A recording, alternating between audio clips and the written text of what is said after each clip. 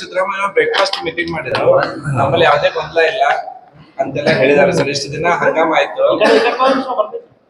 ಇಷ್ಟು ದಿನ ಹಂಗಾಮ ಯಾರು ಮಾಡ್ತಾ ಇದ್ರು? ಅವ್ರು ಏನ್ ಸ್ಟೇಟ್ಮೆಂಟ್ ಕೊಟ್ಟಿದ್ರು? ಡಿ ಕೆ ಸಾಹೇಬ್ರು ನಾ ಮುಖ್ಯಮಂತ್ರಿ ಆಗ್ತೀನಿ ಅಂದ್ರೆ, ಇಲ್ಲ ಮುಖ್ಯಮಂತ್ರಿ ಆಗುದಿದ್ರೆ ಅವ್ರು ಸ್ಟೇಟ್ಮೆಂಟ್ ಕೊಟ್ಟಿದ್ರಲ್ಲ, ಅವ್ರು ಕೊಡ್ಲಿಲ್ಲ. ಮತ್ತು ಸಿದ್ದರಾಮಯ್ಯ ಸಾಹೇಬ್ರು ಸ್ಟೇಟ್ಮೆಂಟ್ ಕೊಡ್ಲಿಲ್ಲ.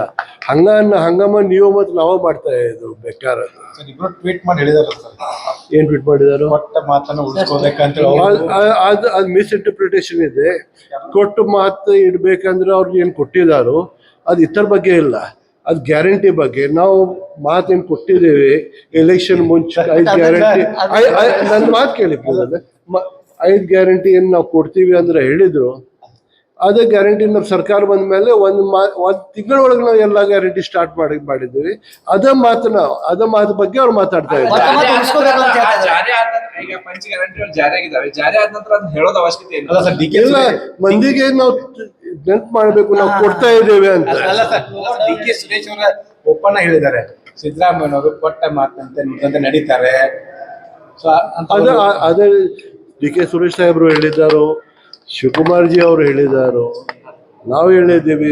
ಸತೀಶ್ ಅಣ್ಣನು ಏನು ಹೈಕಮಾಂಡ್ ಹೇಳ್ತಾರೋ ಅದೇ ಮಾಡ್ತೀವಿ ಅಂತ ಹೇಳ್ತಾರೆ, ಎಲ್ಲರೂ ಹೇಳಿದಾರು. ಅದು ಗದಲ್ ನಾವು ಮಾಡ್ತಾ ಇದ್ರು, ಅವ್ರಿಬ್ರು ಬದಲೇ ಇರ್ಲಿಲ್ಲ, ನಾವು ಇದು ಮಾಡ್ತಾ ಇದ್ವಿ. ಸಿದ್ದರಾಮಯ್ಯನವರು ಮತ್ತು ಡಿ ಕೆ ಶಿವಕುಮಾರ್ ಇವ್ರ ಚಾನೆಲ್ದಲ್ಲೇ ಮೊನ್ನೆ ಅವ್ರು ಹೇಳಿದ್ರು ನನಗೆ, ಕೈ ಹೃದಯ ಮೇಲೆ ಹೇಳಿ ಅವ್ರಿಬ್ರು ಒಂದದಾರ.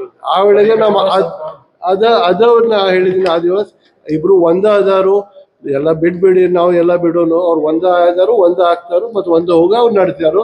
ಮತ್ತು ಈಗ ಬರೀ ಅಡ್ಮಿನಿಸ್ಟ್ರೇಷನ್ ಮತ್ತು ಡೆವಲಪ್ಮೆಂಟ್ ಬಗ್ಗೆ ಮಾತಾಡೋನು. ಇದು ಆಗಿತ್ತು, ಇದು ಖಲಾಸ ಆಯ್ತು. ಈಗ ಹೇಳಿದಾರಲ್ಲ ಅವ್ರು ಇದಾರಂತೆ.